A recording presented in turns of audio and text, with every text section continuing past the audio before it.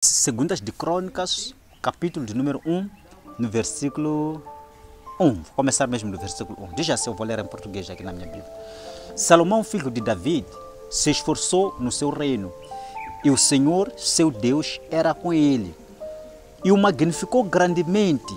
E falou Salomão a todo o Israel, aos capitães dos milhares e das centenas, e os juízes, e a todos os príncipes em todo o Israel, chefes dos pais. Versículo 3. E foram Salomão e toda a congregação com ele ao alto que estava em Gibeon, porque ali estava a tenda da congregação de Deus que Moisés, servo do Senhor, tinha feito no deserto. 4. Mas David tinha feito subir a arca de Deus de Criat Jearim ao lugar que David lhe tinha preparado, porque lhe tinha armado uma tenda em Jerusalém. Também o altar de cobre que tinha feito Bezalel, filho de Ur, estava ali diante do tabernáculo do Senhor. E Salomão e a congregação o visitavam. Verso 6. E Salomão ofereceu ali sacrifícios perante o Senhor sobre o altar de cobre que estava na tenda da congregação, e ofereceu sobre ele 1000 holocaustos. Versículo 7. Naquela mesma noite, Deus apareceu a Salomão e disse-lhe: pede o que quiseres, que eu te dê. E Salomão disse a Deus: tu usaste de grande beneficência com meu pai David, e a mim fizeste rei em seu lugar. Agora, pois, ó Senhor Deus, confirme-se a tua palavra dada a meu pai David, porque tu me fizeste rei sobre um povo numeroso como o pó da terra. Dá-me, pois, agora sabedoria e conhecimento, para que possa sair e entrar perante este povo, porque quem poderia julgar a este tão grande povo? Então Deus disse a Salomão: porquanto ouvi isto no teu coração, e não pediste riquezas, fazendas, honras, nem a morte dos que te aborrecem, nem tampouco pediste muitos dias de vida, mas pediste para ti sabedoria e conhecimento, para poderes julgar a meu povo, sobre o qual te pus rei. 12. Sabedoria e conhecimento te são dados, e te darei riquezas e fazendas e honra, qual nenhum rei antes de ti teve, e depois de ti tal não haverá. Amém. Então, o que é que nós estamos a encontrar aqui? Todos os versículos que nós vamos ver estarão na mesma sequência. Tiago 4:3 diz: pedes e não recebes, porque pedes mal para o gastardes em vossos deleites. Agora aqui, em Crônicas, o que é que nós encontramos? Encurtando a história aqui, nós encontramos a história de Salomão. A Bíblia nos conta, se nós vermos Primeiras de Crônicas, vamos ver que quando o rei David ele morre, ele deixa o seu reinado nas mãos de quem? De Salomão. Normalmente não tinha que ser nas mãos de Salomão, tinha que ser no seu filho, o mais velho, que é Absalão. Mas o que é que Deus fez? Deus ele olhou para o coração de Salomão e Deus quis com que Salomão ocupasse o trono. A Bíblia diz que Salomão ele sobe no trono talvez com seus 18, 19, 20 anos, não mais que isso. Só que este homem aqui, antes do seu pai David morrer, Deus ele disse assim: tudo aquilo que Deus te mandar fazer, faça. Então, ele havia aprendido alguma coisa do seu pai. Tudo, meu pai disse que eu tenho que passar a confiar em Deus. Qualquer coisa que Deus me mandar fazer, eu tenho que fazer. Ele, pelo menos ele tinha isso guardado. Ele não era muito espiritual, Salomão. Se nós vermos a história dele, não era tão espiritual comparado com o seu pai. Só que aqui, depois da morte de David, a Bíblia nos conta que os seus súditos, eles foram ter com o rei. Rei, aqui nós vamos ter um problema. Qual será o problema? É que haverá neve. Esta neve que vai assolar a toda a cidade, a toda a terra de Israel, não vai permitir com que a gente semeie, nem colhe daquilo que nós semeamos. Não vamos fazer nenhuma atividade. Quer dizer que nós, o nosso povo, vai passar fome. Esse jovem, ele fala para eles: olha, vão entre nos cofres, né, do Estado, tiram ouro, corram, vão nos países vizinhos, vão fazer troca. Né? Vocês oferecem ouro e recebem mantimento e tragam para casa. Só que depois ele lhes conta: olha, senhor rei, nos cofres do Estado já não temos ouro. Cadê o ouro? O seu irmão Absalão levou o ouro, saqueou os cofres para comprar o exército pelejar contra o pai David. Então foi quando ele pergunta: o que é que nós temos afinal aqui no reinado? O que é que nós temos aqui na cidade? Eles já apresentaram 1000 cabeças de vaca. Eles só tinham isso. De mais valioso, eles só tinham isso. Numa cabeça de alguém, talvez uma pessoa normal poderá ter dito assim: ok, temos 1000 bois. Nesses 1000 bois aqui, se matarmos, entramos em cada família, distribuímos 5 quilos, 5 quilos, 5 quilos. pelo menos vamos comer 2 dias. De novo 5 quilos.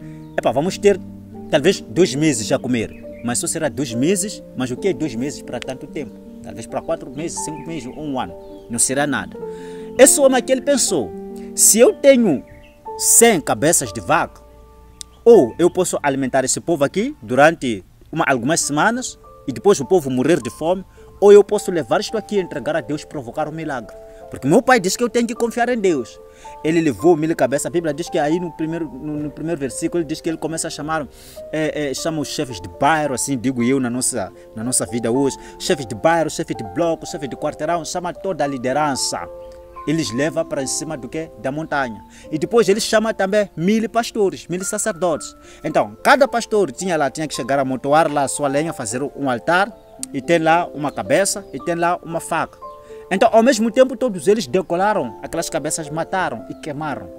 Eu imagino que quando Salomão ele queima aquilo, eram jovens, esperava talvez ouvir a voz de Deus naquele lugar, mas não foi o que aconteceu. A Bíblia diz que ofereceram 1000 holocaustos. Só que no versículo 7, a Bíblia diz que eles desceram daquele monte. Talvez o homem estava meio assim, abatido, né? Mas a Bíblia diz que desceram e cada um foi para sua casa. Salomão, quando ele entra no seu quarto, a Bíblia diz que Deus lhe apareceu lá. Não sabemos como é que Deus apareceu, se foi Deus é Deus. Amém. E quando Deus aparece lá, ele faz uma pergunta a Salomão. Salomão, tu tocaste o meu coração. Tu fizeste algo que nem teu pai fez. Tu fizeste algo que nunca um homem fez comigo. A Bíblia diz que, em toda a Bíblia, Deus ele disse que David é segundo o coração de Deus. Deus amava tanto David. Mas nem David fez aquilo que Salomão fez. Deus disse assim, Salomão, pede o que quiseres que eu vou te dar. Eu imagino que Salomão tivesse dito assim, até vir Jesus morrer e voltar de novo para o arrebatamento. Salomão estaria conosco. Porque a Bíblia diz que a palavra de Deus é irrevogável. Se Salomão tivesse dito assim, eu quero, quero metade do teu trono nos céus, Deus ele teria dado. Porque Deus ele prometeu, pede o que quiseres que eu vou te dar. Só que Salomão, o que é que pede aqui? O que nos chama a atenção? É porque Salomão não pediu dinheiro. Salomão ele sabia que o povo dele ia passar fome, mas não pediu dinheiro, não pediu comida. Salomão ele pediu sabedoria para levar o povo nos caminhos de Deus. Porque ele sabe que quando esse povo todo aqui entrar nos caminhos de Deus, em frente existe bênção. Então ele pediu isso, Senhor, eu sei que quero sabedoria e conhecimento, para que eu possa sair e entrar perante este povo. Porque quem poderá julgar a este tão grande povo? E Deus ele fica espantado. Salomão, tu não queres ver os teus inimigos caídos, tu não queres dinheiro, tu não queres riqueza, não queres nada disso, você quer sabedoria e conhecimento. E veja só, não é sabedoria e conhecimento para tu te gabares no meio das pessoas, é sabedoria e conhecimento para tu servires o meu povo. Então tu estás preocupado com a minha obra. Tu trocas aquilo que são as tuas necessidades, as tuas prioridades pela minha obra, pelo meu sonho, pelo meu alvo. Então vou te dar isso, vou te dar sabedoria, vou te dar conhecimento, mas vou te dar coisa a mais. Diz aqui, sabedoria e conhecimento te são dados e te darei riquezas e fazenda, honra, qual nenhum rei antes de ti teve e depois de ti tal não haverá. Quando Jesus ele chegou, ele também nos conta o mesmo. Assim como Deus abençoou Salomão e decretou que não haveria um homem rico que Salomão, nunca haverá. Talvez alguém terá que fazer acima daquilo que Salomão fez. Amém. Então, o que nós encontramos aqui? O que nós podemos aproveitar aqui? De novo, é aquilo que está escrito em Tiago. Pedir para receber. Porque lá diz que pediste e não recebeste, porque pedes mal para gastar em vossos direitos. Agora aqui o nosso foco é pedirmos para receber. Salomão, o que ele fez? Salomão ele pediu, não era para ele.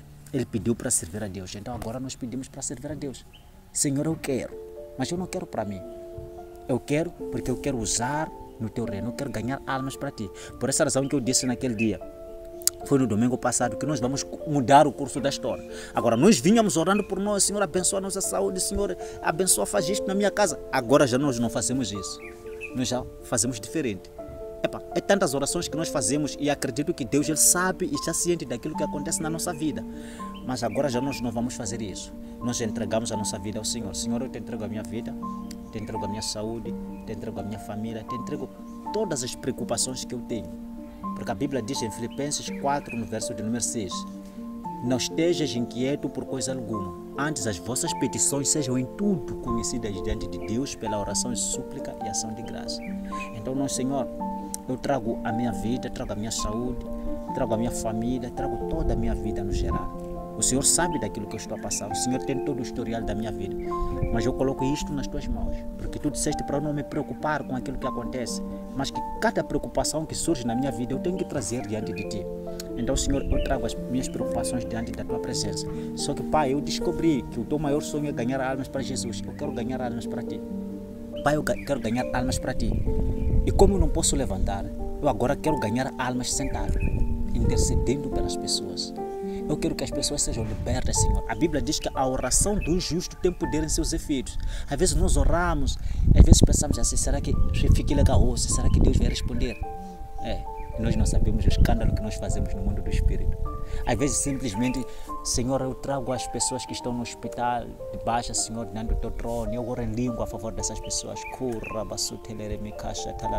E eu oro 10 minutos.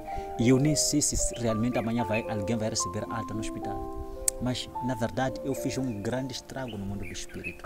Eu fiz uma grande conquista no mundo do Espírito. Só que Deus não nos dá assim a ver aquilo que acontece. Mas são grandes coisas que nós fazemos no mundo do Espírito. Porque até às vezes nós oramos e pensamos assim, mas só uma oraçãozinha. Será que funcionou? É claro que funcionou. Cada oração que nós fazemos é uma semente. Nós lançamos lá semente, nós lançamos lá semente. Então agora o foco é este.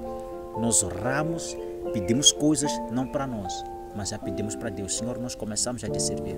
Servimos como? Já através das intercessões. Intercessão é um departamento, é uma chamada. Então nós começamos a nos colocar na brecha a favor dos outros, a favor da salvação dos vizinhos, a favor da salvação das pessoas que estão hospitalizadas, a favor da proteção, e que Deus abençoe as pessoas que estão aí sem teto, estão a dormir nas ruas, as pessoas que não têm o que comer. Nós pelejamos, entramos no mundo do Espírito. Como é que Deus vai chegar àquelas pessoas? Às vezes nós vamos orar aqui, pedir para que Deus ajude, seja aqueles meninos que dormem nas ruas, e Deus ele vai enviar alguém, vai tocar o coração de alguém, vai levar comida para aquelas pessoas, vai tocar o coração de alguém para ajudar aquelas pessoas, mas que tudo vai partir da nossa oração. Mas quando nós começamos a orar, é o que eu costumo dizer, nós somos o canal da bênção. Vamos voltar para a história de Moisés. A Bíblia diz que um certo dia Israel ele estava a pelejar contra os filisteus. Só que a Bíblia diz que Moisés ele levantou as suas mãos, ele estava a interceder. Quer dizer que quando nós, irmã Raquel, levantamos as nossas mãos em intercessão, começamos a orar em línguas a favor das pessoas, a favor do bairro. Nós nos focamos, Senhor, eu quero orar a favor do bairro 24. E eu não sei orar como convém, porque eu não sei qual é o problema deste bairro. Mas o Santo Espírito, ele sabe. Eu começo a orar, sabe? Para a bênção se manifestar aqui, ela tem que passar de mim.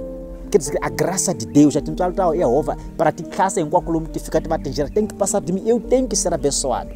Eu tenho que receber primeiro. Então eu vou orar, as pessoas serão abençoadas por causa de mim. Aqui nós vemos Moisés, o povo de Deus estava a lutar contra os filisteus. Mas a Bíblia diz que quando Moisés ele levanta as mãos, ele começa a orar.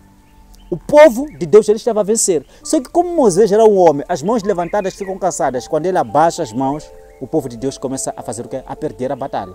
Então, a Bíblia diz que Yur e... Mas quem? Yur, não sei se é Yur e quem, mas um outro homem. Seguraram as mãos de Moisés, levantaram as mãos. Colocaram uma pedra, Moisés sentou na pedra, porque quando as mãos de Moisés estão levantadas, o povo de Deus estava a vencer. Então, quando nós começamos a orar, a bênção daquele povo dependia de Moisés. Quando Moisés levantava as mãos, a bênção de Deus vinha, entrava em Moisés, passava para aquele povo. Quando nós oramos pela salvação das pessoas, quando nós oramos para que as pessoas sejam curadas, declaramos cura, declaramos bênção, a bênção vem daqui, que nós somos a fonte dessas pessoas. A bênção entra daqui e passa para aquelas pessoas. E eu acredito que se Deus me deu essa visão, essa revelação, é porque Ele tem coisas grandes para fazer através desse ensinamento. Amém, irmã Raquel? Então, Deus ele tem coisas grandes para nós. Mas o servir a Deus está em primeiro lugar. Agora nós entendemos, o plano de Deus, o sonho de Deus é ganhar almas para Jesus, é salvar mais pessoas, é levar mais pessoas para o reino dos céus. Então nós começamos a servir de todas as maneiras. Nós servimos através da nossa oração, nas noites que nós vamos orar, nós vamos pelejar a favor da salvação das pessoas. Eu acredito que Deus ele vai ter que fazer alguma coisa. Nós podemos, para fechar isto aqui, podemos ver 1 de Samuel, capítulo 1. 1 de Samuel, nós poderemos falar de um mancebo rico que não entendeu a chamada de Deus. Deus lhe disse: vende tudo o que tu tens, ajuda os outros e siga-me. Deus, ele tinha coisas maiores, mas ele não entendeu que o plano de Deus é nos usar. Aleluia. Então, 1 de Samuel, capítulo de número 1, no versículo 1, passei a ler, assim diz a palavra. Houve um homem de Ramataim, de Zofim, da montanha de Efraim, cujo nome era Alcana, filho de Jeroão, filho de Eliú, filho de Tou, filho de Sufi, Efrateu. Versículo 12. E este tinha duas mulheres, o nome de uma era Ana e o nome da outra Penina. Penina tinha filhos, porém Ana não tinha filhos. Subia, pois, este homem da sua cidade de ano em ano, a adorar e a sacrificar ao Senhor dos Exércitos em Silom. E estavam ali os sacerdotes do Senhor, Ofni e Finéias, os dois filhos de Eli. Versículo 4. E sucedeu que no dia em que Alcana sacrificava, dava ele porções a Penina, sua mulher, e a todos os seus filhos, e a todas as suas filhas. Porém, a Ana dava uma parte excelente, porquanto ele amava Ana. Porém, o Senhor lhe tinha cerrado a madre. E a sua competidora excessivamente a irritava para a embravecer, porquanto o Senhor lhe tinha cerrado a madre. Versículo 7. E assim fazia ele, de ano em ano. Quando ela subia à casa do Senhor, assim a outra irritava, pelo que chorava e não comia. Então Alcana, seu marido, lhe disse: Ana, por que choras? E por que não comes? E por que estás mal? E por que está mal o teu coração? Não te sou eu melhor do que 10 filhos? No verso de número 9. Então Ana se levantou depois que comeram e beberam em Silom. E Eli, sacerdote, estava assentado numa cadeira, junto a um pilar do templo do Senhor. Ela, pois, com amargura de alma, orou ao Senhor e chorou abundantemente. E votou um voto dizendo: Senhor dos exércitos, se benignamente atenderes para a aflição da tua serva, e de mim te lembrares, e da tua serva te não esqueceres, mas a tua serva dares um filho varão, ao Senhor o darei, por todos os dias da sua vida, e sobre a sua cabeça não passará navalha. E sucedeu que, perseverando ela em oração perante o Senhor, Eli fez atenção à sua boca, porquanto Ana no seu coração falava, só se moviam os seus beiços, porém não se ouvia a sua voz, pelo que Eli a teve por embriagada. E disse-lhe Eli: até quando estarás tu embriagada? Aparta de ti o teu vinho. Porém Ana respondeu e disse: não, Senhor meu, eu sou uma mulher atribulada de espírito, nem vinho nem bebida forte tenho bebido, porém tenho derramado a minha alma perante o Senhor. Não tenhas, pois, a tua serva por filha de Belial, porque da multidão dos meus cuidados e do meu desgosto tenho falado até agora. Então respondeu Eli e disse: vai em paz, e o Deus de Israel te conceda a tua petição que lhe pediste. E disse ela: acha tua serva graça em teus olhos. Assim a mulher se foi seu caminho e comeu, e o seu semblante já não era triste. E levantaram-se de madrugada e adoraram perante o Senhor. E voltaram e vieram à sua casa, a Ramá. E Elcana conheceu a Ana, sua mulher, e o Senhor se lembrou dela. No versículo de número 20 nós vemos, e sucedeu que, passando algum tempo, Ana concebeu e teve um filho, e chamou o seu filho Samuel, porque dizia ela: o tenho pedido ao Senhor. Amém até aqui? Então nós estamos a ver também a história da Ana. Ela toda está relacionada à história de Salomão e ao que Tiago nos escreve no capítulo de número 4, do versículo 3. Pedes e não recebes porque pedes mal. Agora que nós estamos a ver aqui a história da Ana, todos nós conhecemos, Ana queria ter filho, mas não tinha, era estéril. A Bíblia diz que a Penina, ela que era também esposa do seu marido, de Elcana, tinha 10 filhos, mas a Ana não tinha. Até que naquele dia, quando ela entra no templo para orar, ele fez um voto: Senhor, se me deres um filho, homem, pai, esse filho não será meu. Eu só quero ter a graça de pegar um filho, ter o prazer de segurar um filho nas minhas mãos. Esse filho aqui, não vou lhe passar na vala. Esse filho aqui só vou lhe amamentar durante os seus primeiros dias de vida, primeiros meses. Depois eu lhe levo para a tua casa, Senhor. Será para ti. Vejamos. Esse Samuel aqui é esse profeta, o grande profeta Samuel. Mas por quê? De onde é que vem? Veio por meio de um voto que a Ana fez. É um compromisso que era entre Ana e Deus. Nesse compromisso, até o profeta aqui, o profeta Eli, era assunto da Ana e Deus. Então ela colocou Deus, colocou prova, porque a Bíblia diz em Malaquias: prova-me, para ver se eu, como Senhor vosso Deus, não estender a minha mão para sarar a vossa terra, para vos abençoar. Prova-me. Então muitas das vezes, em algum momento é o que eu digo, outros milagres nós temos que provocar. Às vezes é necessário nós entrarmos a fundo: Senhor meu Deus, é isto, mas eu quero fazer isto. Se o Senhor fazer isso, eu quero fazer isso. Às vezes é numa situação em que nós não temos a moeda de troca. Às vezes, sei lá, o apóstolo Tadeu sempre falava disso. Às vezes é área financeira, os negócios das pessoas estão caídos. A pessoa faz um voto: Senhor, se me abençoar, me ajudar a alavancar esse negócio aqui, tanta percentagem será para ti. Senhor, se abençoar essa área da minha vida, eu vou fazer isso.